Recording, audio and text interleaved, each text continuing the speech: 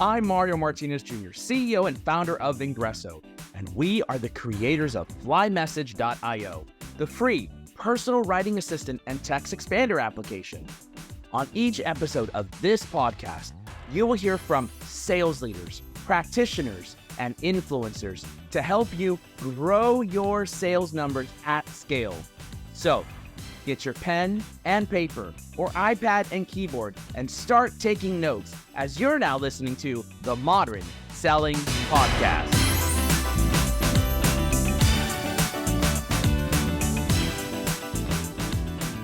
Ladies and gentlemen, welcome to this episode of the Modern Selling Podcast. And today, I bring you a very interesting topic, and that is all around sales compensation, how we get paid. It's been a while since I've had any topic related to this, and I know you're going to love it. And with me today, I've got my guest, Mr. Devon Hennig. And he actually, if you haven't heard of him, you probably have, but author of 8 books, including the Senior Compensation Bible and How to Be a VP. So I'm excited. Devon, welcome to the show, my man. What's good, Mario? How you doing? I'm great, buddy. Thank you so much for joining us today. I'm excited to talk. Do me a favor. I told a little bit about yourself, obviously, author and of the 2 books that I mentioned, but there's a total of 8 out there. But tell us a bit about your background, and then I've got a very special question I want to ask you. Sure. Well, hey, what's up, Modern Nation, Modern Selling Nation? Do you have a name for your groupies here? You know, that's a great call out. 7 years running. No, they're just Modern Selling Podcast followers, but I love the idea of the Modern Selling Nation. I love that. Go ahead. Make it up right now. Modern Selling Nation, Modern Seller. I don't know. Well, we'll workshop it. It'll be good. There you go. But hey, everybody, my name's Devon. Maybe you've seen me on TikTok trying to teach people about compensation, telling funny corporate stories, stuff like that. I don't dance, though, so it's not that kind of TikTok. Maybe I should. Maybe I'd be way more famous. I don't know. But the channel is Boardroom Confidential. If anyone wants to give that a nice little follow, thank you very much. And yeah, compensation's my thing, but I'm not from HR. I did not study total rewards. I'm not a lawyer. I'm not a financial advisor. I come from the exec side of the table. So I was VP of marketing at a handful of both startups and public companies. And then I basically made tons of mistakes negotiating my own comp over the years, left millions of dollars on the table, didn't know the right benchmarks, undersold myself, all that crap. So now I'm here to help other people avoid those mistakes. So yeah, I mean, I'm not from HR. Sometimes that means I'll say things HR people probably wouldn't say, but it's worked out pretty well, and you can kind of judge for yourself there. So hopefully today we can help you feel way more confident about comp and how to negotiate it. Well, I'm excited to have this conversation. And clarify for me, is this geared towards your strategies towards leadership roles or even individual sales roles? A lot of it is leadership focused. A big part of my, I guess, message is like, if you don't ask, you don't get. It's negotiation in general. But maybe some of the stuff we talk about would be more suited for more senior leaders. Others, closed mouths don't get fed. So you can try it and see for yourself how it goes and, use your best judgment in the room kind of thing. Fair enough. Good. Well, I always ask all my guests a very important question, and I'm looking for something juicy, Devon, so give it to me, and that is, tell us something nobody knows about you, even if they're looking at any or all of your social profiles. Just don't confess any sins. This is tricky because I have a blog and I post like everything about my personal life. So what is not online might be, my wife's a winemaker. So we're in like the Niagara region, and I've never met a wine I don't like. I'm all about this lifestyle. So if anyone's like near Niagara Falls, hit me up. I'm around. A winemaker. Interesting. And so this is not a hobby. This is a full-time job for her? Yeah. Well, she's just finishing kind of her program that she studies at Niagara College and going to get into the whole like actual winemaking now. But it's pretty cool. I guess that's more a fact about her than me, but I'm just an extension, so it's That's fine. Okay. You guys are one. That's what you guys said is I do. So you became one flesh. Yeah, half her wine is mine, whatever. That's right. That's right. So do they call that, I guess a winemaker is different than a sommelier? Is that right? Yeah, different. It's like viticulture more. All right. Well, if you think of something different that's just about you, then feel free to jump in. But, I'm okay with that one. Well, listen, this is it's great to have you. I haven't had this topic around sales compensation really in a long time, and I'm very curious. Obviously, I've sat in the leadership role, as you know. I've also sat in the individual contributor role. You can't get to leadership without sitting in that IC role. But let's talk about some of the biggest mistakes you see sales leaders making when they're negotiating their compensation. Sure. So maybe I might start high level and then we can work our way down to specifics. Like, I think there are lots of little mistakes people make, but if you're talking about, call it the big three, I generally say that those have to do with what, how, and why. So the three things that are going to make you good in comp negotiations are, again, what, how, why. What would be just knowing about what you can ask for. And I think most of the folks I talk to and work with, especially newer leaders or more senior people, like they just aren't as good negotiators because they don't know what's possible. Especially if they're new to leadership, they've probably only ever negotiated salary, bonus, vacation, maybe a couple benefits, and that's it. They don't know as much about severance and milestone payments and advanced equity terms and all that extra stuff. So I find that there's generally a knowledge gap between what people think they can negotiate and all the extra stuff they could actually get. And then number two would be that how piece. So a lot of folks, maybe less so your listeners, just aren't used to negotiating. So most people aren't in sales. They don't change jobs that often. They're not really used to all the things that good sellers do, like how to handle objections, how to make sure you're not going first and using ranges and odd numbers and all those little like tactical things. So, you know, even if you are a seller and you're used to doing that with a product, you might not be as used to doing it with yourself. And that takes a whole kind of different part of the brain and different, you know, exercise of going through your own positioning statement and your own, you know, USPs in a sense. So that's a whole exercise, is helping people figure out the how to negotiate it. And then third, like almost most importantly, might be the why. And this is a huge setback for a lot of people. It's 100% mindset. It's like a lot of folks think, why should I even negotiate? Like, why don't I just take the first offer? Because they're scared. They might, you know, need this really bad, or they, again, aren't as used to it. So they don't want to seem greedy, or they're worried they're going to lose the opportunity or whatever. When in reality, none of that is true. It's incredibly rare that the offer breaks down at the final stages. So it's that mindset piece and being okay with pushing back on it and realizing that you have to drum up more leverage and use it when you got it, kind of thing. So those, I think, would be the big buckets of the mistakes I see. People not knowing the what, everything they can negotiate, the how to actually nitty gritty do it, and the why, like having the confidence to go in and get what you're worth. Does that make sense? Yes, absolutely. So since you mentioned the what, let's take some time to talk about what should an individual, a sales leader, optimize for in their comp package early in the career versus later. And you obviously mentioned salary, commissions, vacation, you know, so maybe some of the individual benefits. What else is there? Yeah, I mean, I'd love to provide value and go through kind of like all those specifics and benchmarks and stuff as much as possible. We've got some time here. We can do that. But you just framed that question in a really interesting way, which is, you know, what should you optimize for, especially at different points of your career? I think your question was just like, if you're younger, if you're earlier on, what do you want? Versus if you're later on and you have some wins and exits, what should you optimize for? And I think those are very different. And I've talked to a lot of leaders about that. And I would encourage people to think about it like this, or at least this is how I've thought about it, which is when you're young, try optimizing, yes, for cash, because cash is important, but also experiences. Like if you're growing your career, when you're young, you want to get those wins, those experiences, those exits that are going to translate into leverage for more equity and wealth over time that you can, you know, get a little bit later on. If you hit the lotto and you're at a startup and you're young and you get stock options that are actually worth something one day, great, cherry on the top. But in general, you know, folks in their 20s or just starting out in their career, I would really, really, really emphasize the point of like trying to look for wins. Now, when you're later on in your career, when you're older, that's going to likely flip around. So it's funny. I think Scott Leese was the guy who introduced us, right?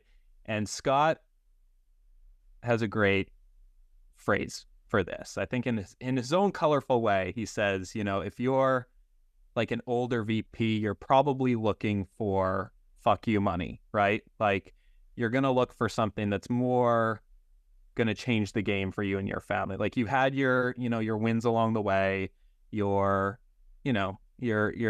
leveling up every time. You've got all this experience that's going to be worth more to a company. So that's when you're going to be skewed to optimize for more equity and some of the larger like lump sum cash opportunities. So anyway, I would just summarize it as saying young experiences, cash, older, yes, cash, but mostly things that are going to translate into more wealth, like the equity piece.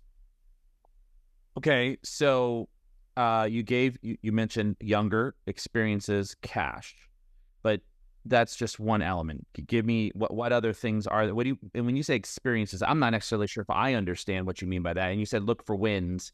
You know, we obviously talk about there's base salary, there's commissions, there's equity, there's certain benefits. Generally, you could do like, you know, vacation time or, you know, sick time. What are some of the other things that would be on top of that? Yeah, when I say cash, usually I mean that to say like cash compensation. So a mix of what your base is, what your variable is, what different bonuses look like, things that are like pretty tangibly liquid cash to you within, call it a year or whatever. Whereas non-cash are more, call them like intangible benefits or the equity thing that's going to have to play out over a longer period of time. So when it comes to, yeah, like all the main components of an offer that I think people could improve or that I, you know, would love to go through would be, call it the base piece, the bonus piece, the severance piece, yes, the equity piece, and then some kind of like creative additional things that we could go through. So maybe we would start with bonuses. Bonuses are a really good example of like, you know, there are so many different structures. They're kind of all over the place, but there are some really common mistakes that I like to try and see people avoid, which, especially if you're a sales leader who's getting into like going beyond being a seller themselves and having your own quota, but like managing larger teams and now almost behaving more like an executive than, you know, your strict commission structure that you had previously. You're going to have a more executive type of bonus and incentive structure, right? So I would call out these kinds of things. If you're heading into that, again, senior director, VP, even CRO role kind of thing, which would be number one mistake. Often bonuses are just way too low at those levels. Like I see, you know, 15% bonuses of OTE sometimes. And I just don't know how that can be motivating for people. Like huge fan of trying to get that variable piece up to like a 20, 30, 40%. I helped someone negotiate like a 75, 80% bonus the other day who wasn't even in a sales role. So I like seeing a bigger, meatier bonus without having to sacrifice base. The second mistake I see is definitely like no accelerators or caps on the bonus, or like the bonus would be capped. So this is something salespeople are generally more used to, is the accelerator piece. Other roles, not so much. So I have to educate folks on that a little bit of the time. And then number three, I would say would be more creative types of bonuses. So again, as you're heading into like more of a leadership role, I'd be really trying to think creatively about things like milestone bonuses. Think about things like sign-on bonuses when you're getting into your new role, ways of protecting your bonus and your severance package, things like that that really add value over time. And milestone bonuses specifically are something I'm like really, really passionate about. I just helped a CRO negotiate this at a new startup, like a really young bootstrap company. And, you know, at that type of company, there wasn't a bunch of cash to throw around and they weren't interested in giving him equity. So we had to come up with a really juicy bonus structure where, we put big bounties on certain goals, where if he was hitting certain revenue goals, he was going to unlock big checks along the way, all the way up to 100 million. So anyway, they're just creative things you can do that are going to add a lot of value once you're not like relying so much on commission anymore and getting into more of those executive roles. Roger that. Okay. So you talk about in the book some black belt negotiation moves that most people don't know about. Expand on that. Black belt negotiate. Yeah, I mean, a lot of them are just things that people don't think about, right? Like the milestone payments, perfect example. It's a very low single percentage number of people who actually have those, negotiate them. But beyond that, there are other like creative things like funding participation is another one. I've seen people negotiate the ability to like participate in the company's future round if it's like a younger company. That adds up to a lot of value for them over time. Certainly a lot of like the terms on your equity can get pretty creative. I mean, equity we can talk about because a lot of people have questions about like stock options and RSUs and all that. But there are definitely terms, things like double triggers and acceleration and the protection terms and all that kind of stuff that, again, a lot of people don't think about, but could add a lot of value to the offer. So all those are kind of more black belty, not 101 topics, but call them like 201, 301, 401 kind of topics. And yeah, I mean, I'm curious for yourself too. I would love to hear about like what you think you've seen as like some black belt moves, or do you have any little like special moves when you've been negotiating comp that you would call out? Yeah, well, one of them is a commute stipend.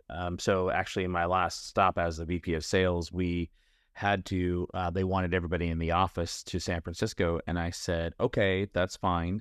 That adds on an extra 2 hours to the day. So I need a gas card.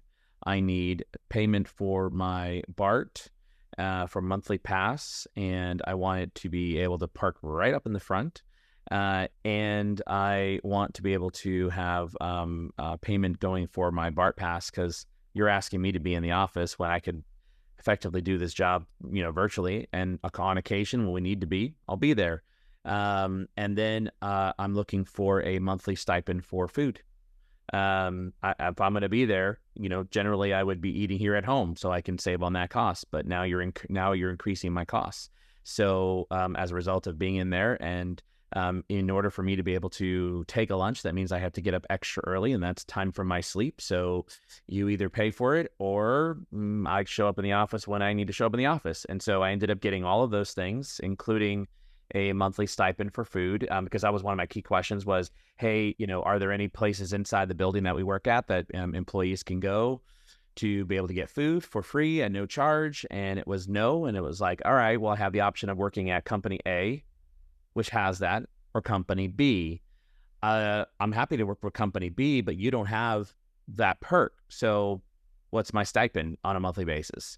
And those are actually some super small things, right? But, the fact that they paid for all the gas, BART, transportation here in the San Francisco, plus the BART pass, and then I got a monthly food stipend that I could use on the corporate card, was perfectly fine for me, and it was no cost to me. And so now, did they even bat an eye? Like, how hard did you actually have to go for that? Let me think about that. I think the SVP had to go get approval. He said he absolutely had done the BART transportation and the transportation costs, but not the monthly food stipend costs. But that was within 24 hours. He got approval, or he made it sound like he needed to go get approval, which was fine. Equally possible. But I love that. I love that whole thing. I hope people like jot down the talk track you just went through, because it's so helpful. A lot of it is just how to frame this stuff, how to like ask for it without sounding like a douche. And if you have that, a little bit of justification and you're not looking greedy or whatever, it can just make a big quality of life difference. In fact, like that's how I tell people to ask for it sometimes. It's generally saying like, hey, I know, well, I mean, if you can justify it perfectly, like you just did, go ahead and do that. Otherwise, you could say something like, hey, I know it's a little left field, but something that would make a big quality of life difference is blank. And whether that's a gym membership or executive assistant or association fees or, travel or whatever it is, generally, you're right. It's not like a huge dollar amount. It's more like the perceived value. It's like the perceived value is high for it, right? So it's going to be a win-win. Yeah, well, actually, I forgot about you mentioned that the gym membership, that was like right under the radar screen right there. But that's actually a good one, because that one I was like, hey, listen, I'm having to commute, and my gym membership is right here next to my house for this particular gym. So I won't be able to do that, because by the time I get home, it'll be 6:30, 7 o'clock.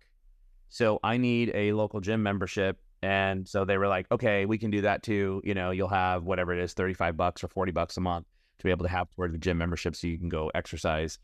And guys, like Modern Selling Nation, this is not like just a VP thing, right? Like I've seen junior people get gym memberships, right? Because it's like that $40 a month, like to the company, that cost is small and the value for the employee is high. So it's like, just sit down, audit your expenses, like make a wish list, throw them out. Like you're going to probably be surprised what they say yes to.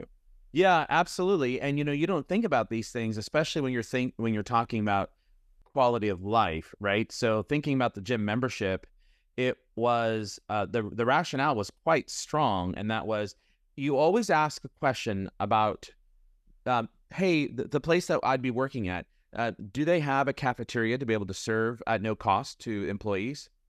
Let them say no, because the individual who you're speaking to is now going to automatically identify a negative, and then you do the, oh, really?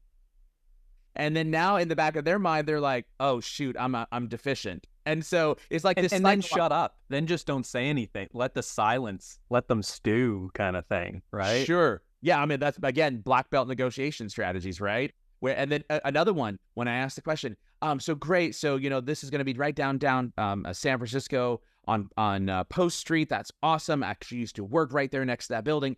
I'm sure there's a gym inside the building, yeah? No, not that I'm aware of. No? Pause. Wait. Yeah, I don't think so. I can double check on that. Yeah, please double check, because, if I think about this, because I have to come into the office and you want everybody there by 8:30, which is, I understand, but now the problem is I have to leave my house by 7:15 to get on BART to be there for at 7:30 train that will get me there at the 8:15. It's about a 5-minute walk. So, I'll be there, there at that time. And then unfortunately, work doesn't stop at like 3 o'clock. So I can't, be home. So I'll be in the office till at least 5:30 or maybe even 6, which means it's an hour-long commute back home plus a 10-minute drive. So I wouldn't be home till like 7:10. That would really impact, personal health. Let us sit on them. And now it's coming back, right? It's coming in like, you're going to ask for these small incidental things that you get a stipend to support your gym membership or your whatever it might be. And the way I would negotiate it is the following.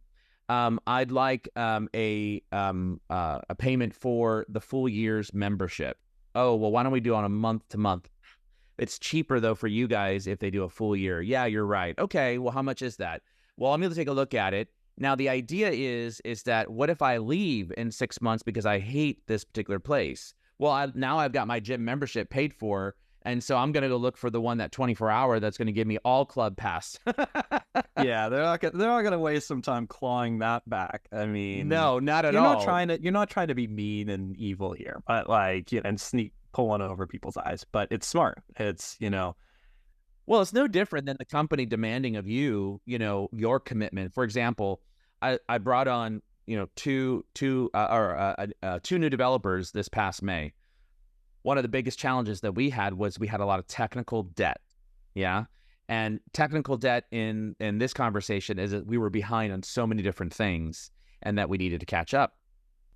And so, I said to them, hey, if you come on, I want you to know that this is not a 40-hour-a-week job, right? For the next 60 days, we're going to go hard and we're going to do these two things. If you hit your goals and accomplish them, then this will be the impact of the long-term impact. Are you willing to commit to that?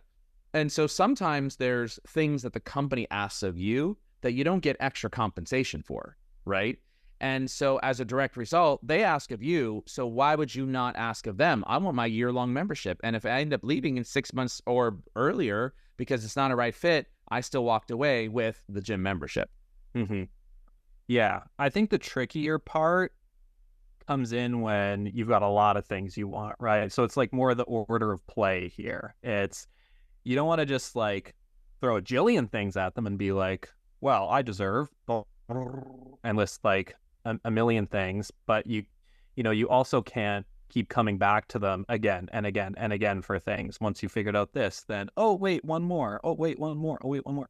So that's another kind of area that I think is a fine balance people can be careful around, which is, order of play, getting like the core offer figured out, and then getting to the stuff that sweetens the pot, and thinking about what the priority of your asks are. Because a lot of what we just mentioned, gym membership and the BART pass and whatever, it's very probable that you're going to get those. Like it's quite likely that they're going to say yes if you ask for it the right way. But they're also not that valuable, to our earlier point. Like, in the grand scheme, the dollar figure just isn't a life-changing amount, right? So how do you put that beside a percentage of equity that they're going to give you that is, a lot more potentially? So I think that is something I've tried to do in my book, at least, is come up with a chart that's like a whole diagram of like what is high value and high probable versus what's high value, low probable, high valuable. If I said that right, my mind's twisted. But anyways, like go through the right order of things to ask for based on the expected value of them. And that's generally where I would start. So you mentioned earlier RSUs, NSOs, right? So talk a little bit about what that means and the benefit to an individual at the startup phase, and what initially what that would mean. Because a lot of folks join the startups to be able to get the stock options, but necessarily don't understand how that works, because most people leave the company and the stock options were pretty much worthless. So talk a little bit about that. Start from talk to us as if we were first graders. What is it? What's the value? What can you get out of it? How do you negotiate them? Sure. So this could be like a series of podcasts, obviously. There's a lot with equity, and again, I will caveat all of this by saying, talk to your financial advisor, your lawyer, yada, yada, yada. But I mean, equity is definitely the huge elephant in the room a lot of the times. Like, so many people are intimidated by it. We're not investors. We're not founders. We're not, looking at this stuff every single day. So the terms are weird, and the, how you value it is foreign to a lot of folks. So this is what I would say. Basically, I mean, I believe a lot of the audience for this podcast, at least, are in tech and startups and SaaS, right? So, most of the time, if you're talking earlier stage companies, you're going to be in a situation where you're earning stock options, right?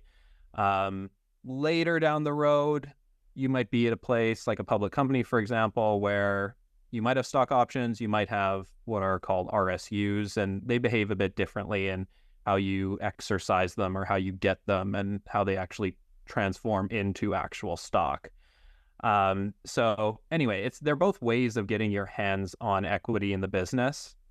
And the big intimidating thing here, or kind of what is really hard to find, are benchmarks around it. So when you're presented with an offer at a startup that says, we're going to give you some stock options, we're going to give you a way to like be part of the actual ownership of the company, we're going to give you this many stock options, they might say, or we're going to give you this dollar amount of stock options, they might say. And a lot of people just like, it's Greek, they don't know. They're like, okay, fine, I'll cross my fingers and like hold my breath kind of thing. And I would say that in all of this complicated stuff, what really matters is knowing two things. Number one, the number of stock options you're getting or RSUs you're getting, that number they're going to grant to you. And number two, the total shares outstanding of the company. Because if you know how many you're going to get and you know how many there are at the company, you can calculate what percent of the company you will own if you eventually get them, invest them, and yada, yada, yada. But that percentage is like the only thing that matters. There are other things that are, yes, important too, but if you're evaluating the value of an offer and this equity that they're putting in front of you, you should be able to say, at least on your napkin math, like, okay, I own this percent of the company, so they're saying it's going to, they want it to get to this point. How likely do I think that's going to happen? How long do I think I'm going to be here? And you can run some napkin math to say ballpark what this might be worth. Of course, there are never any good guarantees on this. And yes, a lot of people call it a lottery ticket because it kind of is, right? So I would say that you should still, make your cash and benefits the driving force of your offer, but equity, learn the basic stuff. Again, like, fuck it. Follow me on TikTok, should buy the book and whatever, because there's so much to get into there. But equity really is like the only way you're going to get rich. And it's that conflicting part where, yes, you want to optimize for your cash today, but equity, like Naval says, if you're a follower of Naval or whatever, like equity is the only way you're going to generate significant wealth with some asterisks there. I have seen sellers do remarkably well. I have seen milestone payments pay remarkably well, and people get, quite well off without the equity piece. But by and large, equity is where you hear all the, the rags to riches stories in the news. So whether it's stock options, whether it's RSUs, know what percent you're getting, and then compare that to benchmarks. So, if you're at a startup and you're a proven, person with a good track record, you know what to do, you can come in, help them get to whatever goal they want to get to, you're going to be able to command like some points on the company, right? Like, call it, if you're seed Series A and you're coming in as a VP with experience, like you can get 1 or 2 points of the company. If it's later stage, obviously you're going to get less because they're farther along and you're not taking as big of a risk. So that kind of all scales differently depending on what stage of the company you're at. But again, just know those benchmarks, know what you got, and don't like be super rigid about it. Like, there's no hard rule of how much you have to take. If you think the upside is incredible, like, it could be okay to take less, right? But just be informed, I guess, is my PSA. And then the only other thing I would add is, as you get to later stage companies and public companies, often what you're going to get is like a dollar figure. Like, they'll say, oh, we're granting you 100,000 or 200,000 or something of these RSUs. And personally, I find it's still confusing, but like, I would be aiming for having a multiple of your base on that number. So easy math, let's say that, you have a $200,000 base, or 100,000, let's use 100. Say you have a $100,000 base. I would personally be shooting to negotiate like $200,000 or $300,000 in that initial grant, as a, again, rough benchmark, at a minimum 1 to 1.5. And a lot of offers start much below there, but they can increase. Even if it's a public company, like, the first time I worked at a public company and I was negotiating this, they're like, oh, if you ask for more, we're going to have to go to the comp committee and get this approval. And it sounds like big and scary, but it's actually not that big and scary. Like, especially if you're reporting into the executive team, like, they can go to this comp committee and, they're going to be motivated to bring you on if they really want you. So there is flexibility there. that was my long-winded equity rant. But does that? Now, Devin, you mentioned there was two things. I think, correct me if I'm wrong, that in my opinion, there's a few more things that you want to understand. So first off, you want to understand the vesting schedule. And you also want to understand the fair market value of, if it's a stock option, there's usually going to be applied a fair market value. If it's a restricted stock unit, there's going to be an assessment of a discount, usually off of a certain price. And then there's that vesting schedule. So I think what people need to understand, though, is that the equity piece is the long tail. The cash compensation is the short tail, meaning what am I going to get paid today, every single month, every single week, or biweekly or bi-monthly, plus my individual variable compensation. But the equity is generally the long tail. For example, in stock options, you're going to have anywhere between a 2 to 4 year long vesting period, and you're going to have a cliff, meaning that you can't get anything unless you've been, stay with the company for at least 1 year, or you may have a vesting period. Like if it's a 3-year vesting period, it's 136 every single month. So 36 months to be able to fully vest off of the stock options that you've been granted.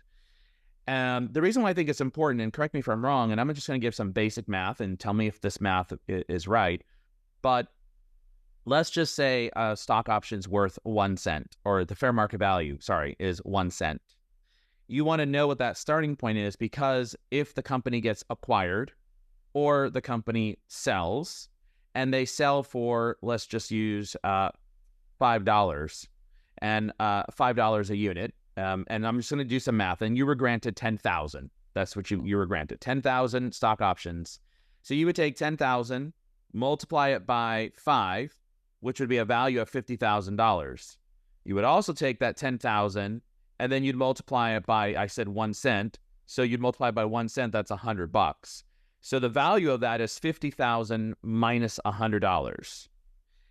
Am I right on that math and what that would look like and what you want to be thinking about in terms of that long-term compensation? Yeah, so a couple of things. You're right. I didn't mention vesting and exercise periods and all that previously, because generally when you're negotiating it, definitely you can run all these scenarios, but it's still sort of like in the clouds. It's sort of like anybody's best guess. Maybe it's $5, maybe it's $7, maybe it's $12. Oh my God. But it's the percentage that matters initially. You're right that when, you're granted these options, there's going to be that strike price, which is like what you're going to have to pay to acquire them. And the difference between that strike price and what you eventually, sell them for is your what you earn off of them, basically, your profit off of them. So in your situation, yeah, your $50,000 minus your $100 is what you stick in your pocket minus the taxes and all the other stuff like that.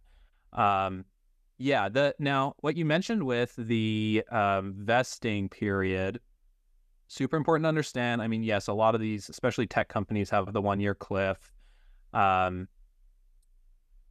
Interestingly, what's been a trend is longer exercise windows, which I'm happy to see. We can talk about like what's going on out there right now, and there's a lot of rough stuff. It's like really hard in a lot of areas, but one positive shift I saw in the recent Pavilion report was that exercise windows are, in the past, typically really short. Like if you leave a company, especially, right, you only have like 6 months to exercise your options, or maybe a year. But a lot of folks have been really fighting for, multiple years, 10 years. Colin Cadmus talks about that all the time, right?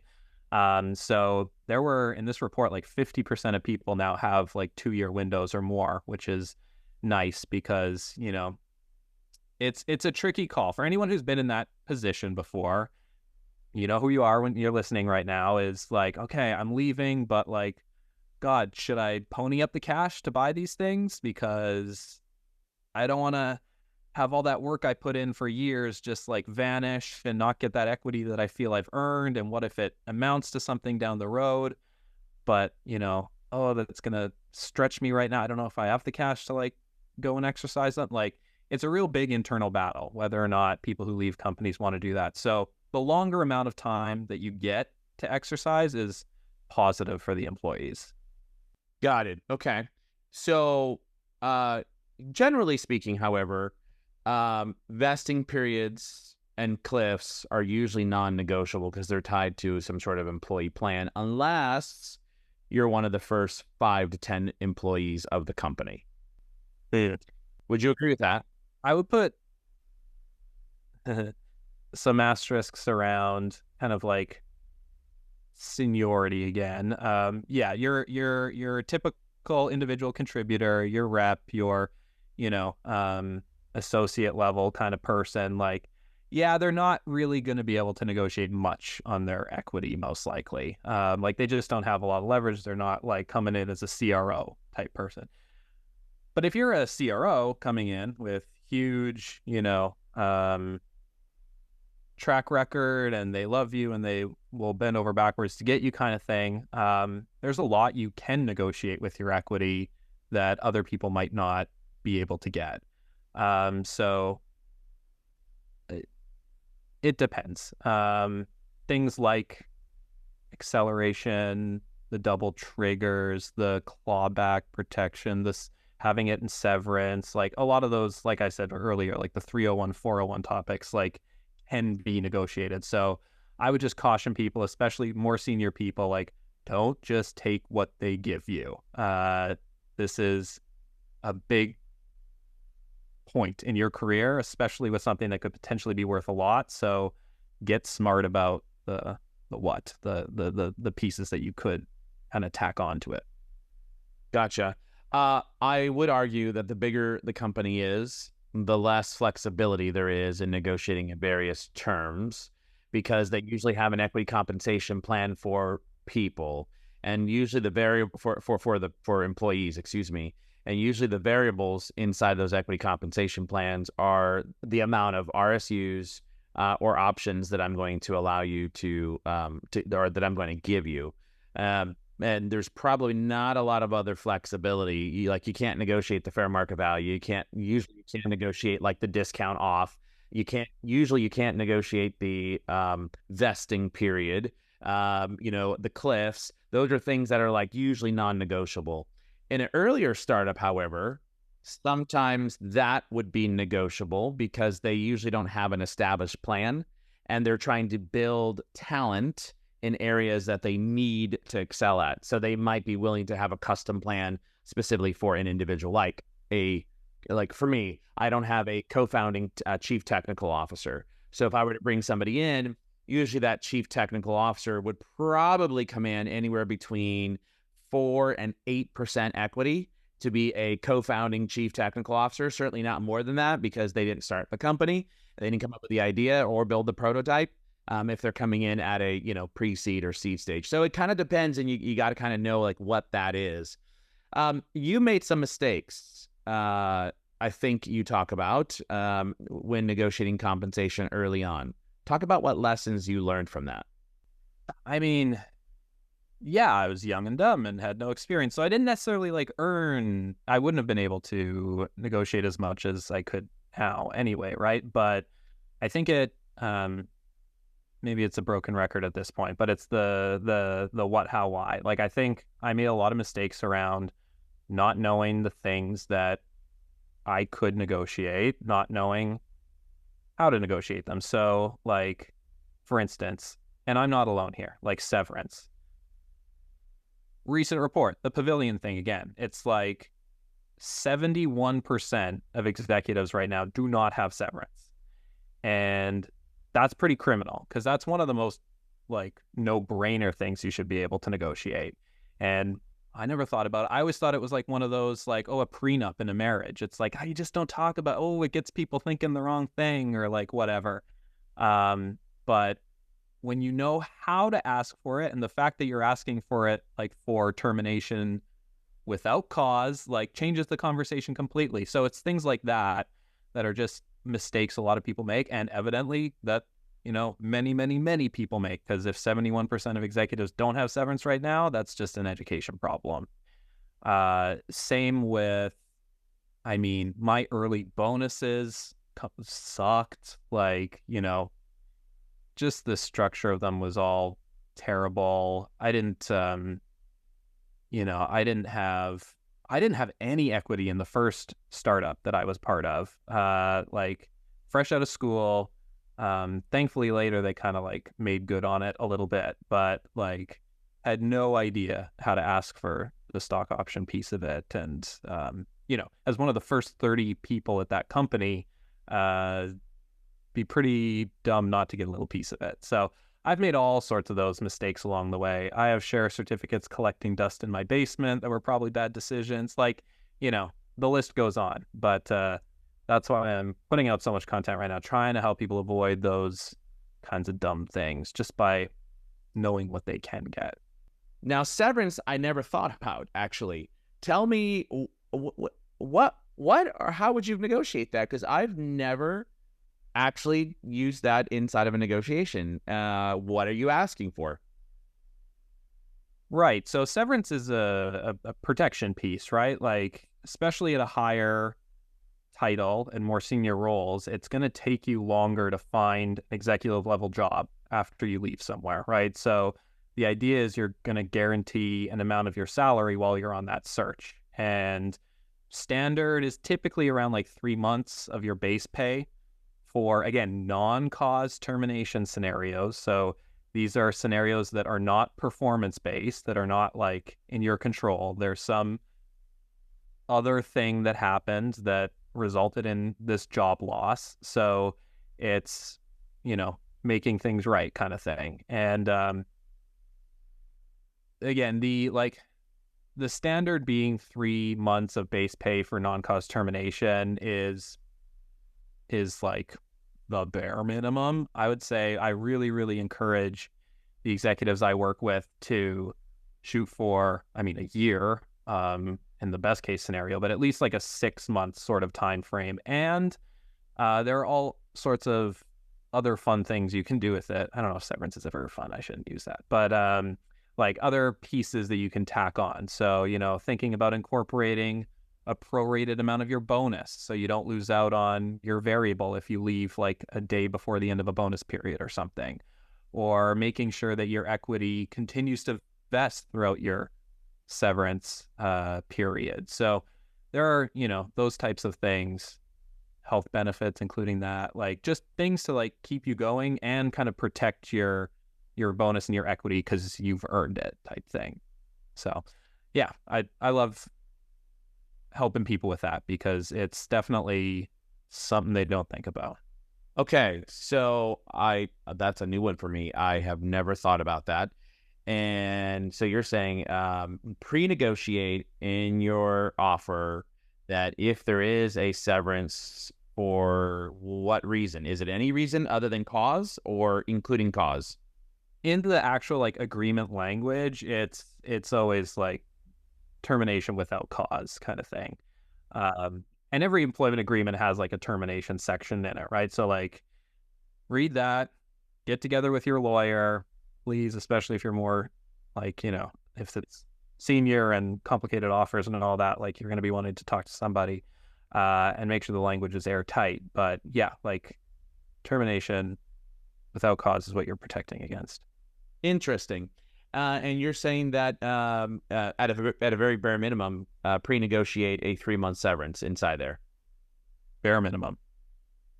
All right, I like it. That's a great point. And would you say that that's a C-suite type of element that you would negotiate, or how far down the stack in terms of your level would you say that that's something you can negotiate? Definitely C-suite, definitely VP, even depending on the size and stage of the company, like director, senior director, head of titles are always really fuzzy, but like can mean different seniorities. So those types of leadership roles, I would certainly be asking about it at the offer stage. You got it. Yep. Great point. I never thought about doing that. So hopefully I don't have to go out and get a job anytime soon. But if I did, that would be something that I would include right inside there. I never thought about that. Great. Well, see, this is the part of the show now where you open the kimono and you show your comp package and we go through it. So let's bring it up, Mario. Okay. Well, underpaid. I make 2.5, 3.5x, or maybe it's 2.5. 2.5 less than what I did as a VP of sales. And I've been doing this for 8 years. And then the question you have to ask yourself is why? And now the thing is because I get the privilege of being able to build something, control my own destiny, and hopefully I make it big when we build out Fly Message and all of its associated components. So there is a long tail game here, and not all executives are in my position, right? So at a certain point inside of building a startup company, you start to see accelerated growth. That's when you can start increasing your salary and those types of things. But in that particular regard, I'm the owner of the company and have majority share of the stock in the company. So if things go wildly successful, I win. If things go wildly south, well, I lose. So it's kind of like one of those, that big hit.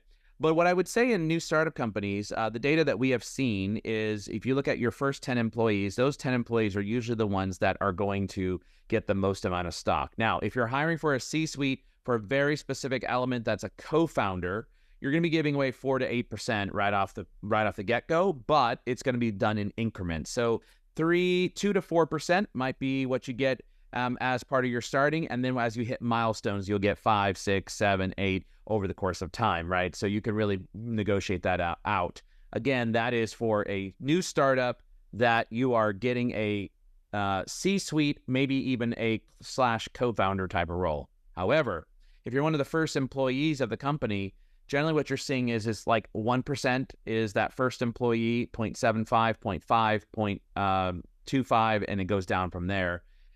For the first employees. And what you have to keep in mind is generally for a startup company, you're going to allocate around 10% to maybe 15% of your total stock pool for employee stock options. So if you're getting 1% out of the first, what would I'd say 100 to 200 employees, you're going to have the lion's share in terms of like a founding employee of the company.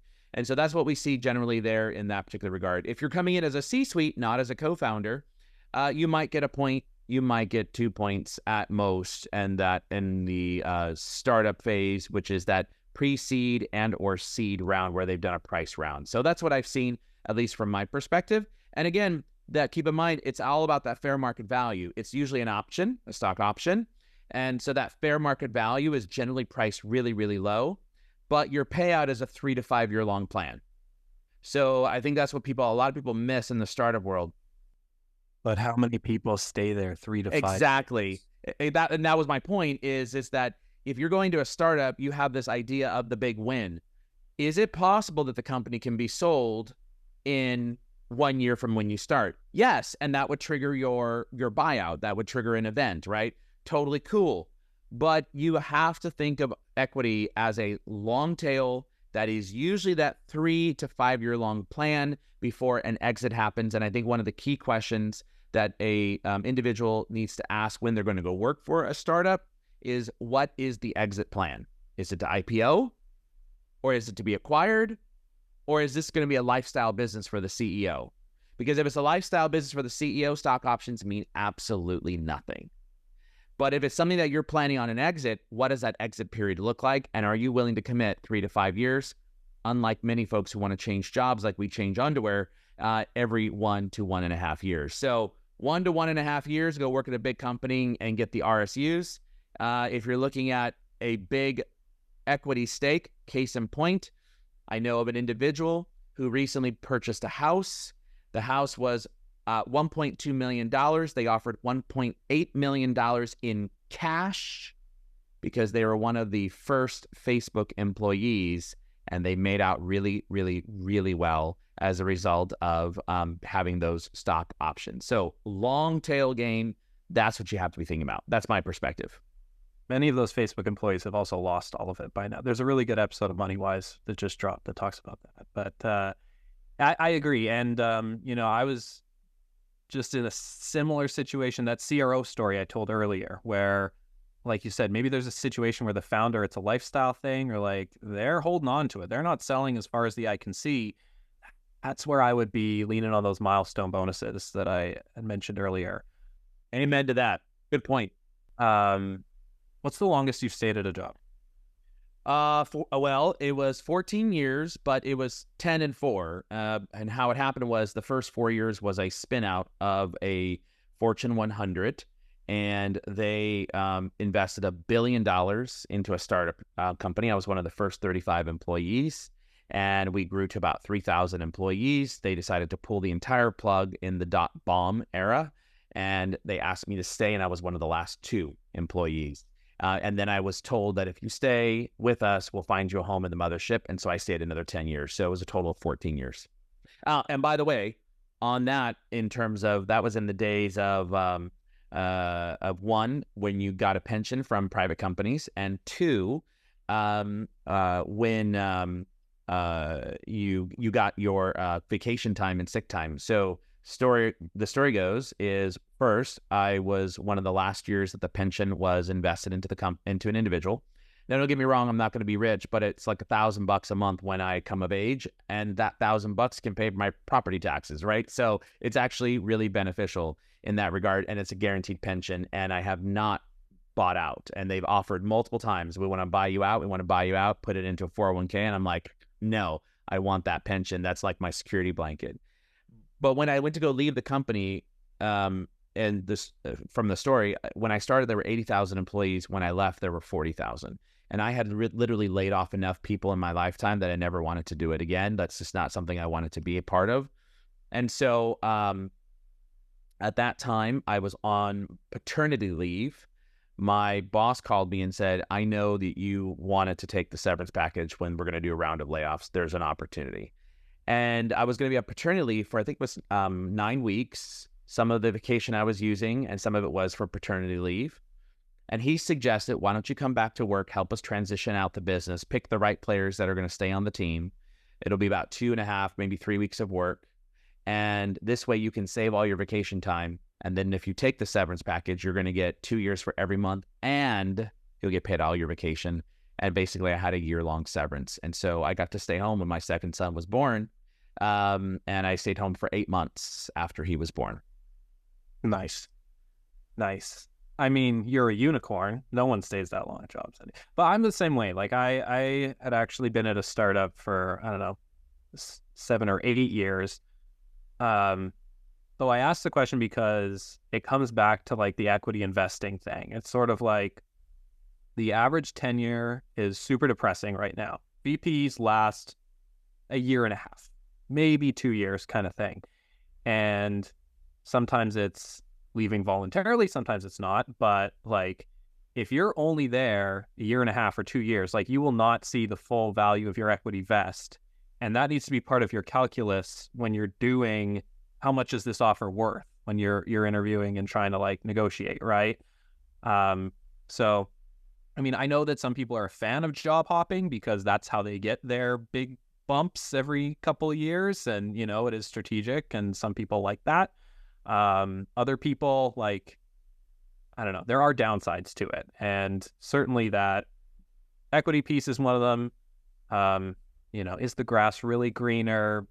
Starting over is hard. Like, you know, just kind of include all of that in the decision. It's a tricky one. Do you usually tell people like job hopping is a good idea? Like, you know, or no? Oh my God. Like, this thing of moving jobs every 1 year or 1 year every 2 months, that's outrageous. You got it. Look, it takes you 6 months just to get your bearings at a new organization, especially if it's a large one. And as a salesperson, there's no possible way, unless you were handed a bluebird right out of the beginning, that you're going to have any story that can be sold to the next opportunity in a year. And you shouldn't expect whatsoever that you're going to get a promotion every 6 months. That's outrageous. You need to put in the time. You need to think about how to be able to develop and expand your career. And you need to think about how you can build a story. And that's super important. Case in point, starting in 1999, when I started working as a telemarketer, now called SDR, I started tracking all of my accolades from a software company. All my accolades, all my key asks.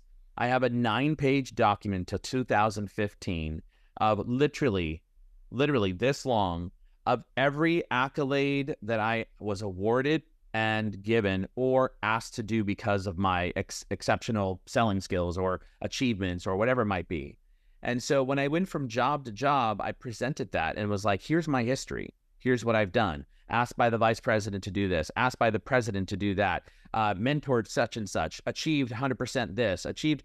And so I had that, and I could go job to job and be able to sell my skill set and my talent into an organization. And then I stopped in 2015 and started carrying it on LinkedIn. If you go to my profile now, you'll see that I've got over 137 recommendations. I've got for people that worked for me, plus clients now. I've got over, I think, 80 or 90 different awards and recognitions that are inside there, and publications and projects where I've been featured at.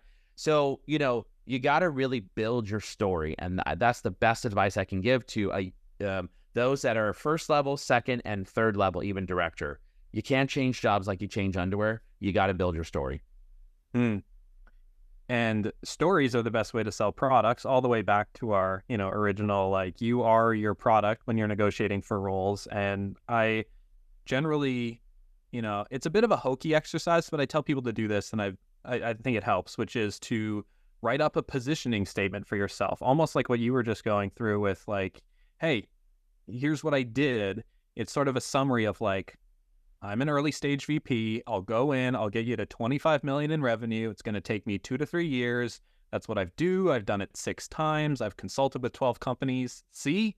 And it's like all the proof in the pudding. And that, like, okay, that lights people up. And if you're on a, if you're on a road show and you're in a lot of interviews talking to a lot of people, at least make sure they all understand that. And they, in a very crisp, succinct way, know that you know what you're doing, this is what you're about, and what you can do for them. Devon, this has been a fabulous conversation. We're out of time. I went overtime, as a matter of fact, as a result of this. I super appreciate your time. Do me a favor. If someone wants to connect with you, if the Modern Selling Nation wants to connect with you. Come on, Nation. What's the best way? Is that Twitter, TikTok, LinkedIn? How do they get a hold of you? Yeah. The Nation should know. Mainly TikTok is where I'm at right now, at Boardroom Confidential. So that's where you're going to get all the videos and whatnot.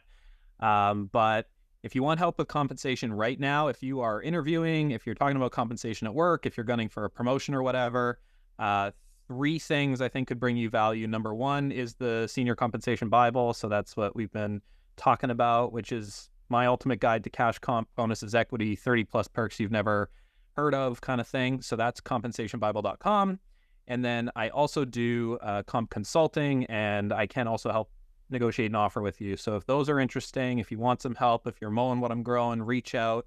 I'm on LinkedIn. You can find me, or in the show notes here, I'm sure. So it's been fun, and thanks a lot, Mario. Fantastic. Well, listen up, guys.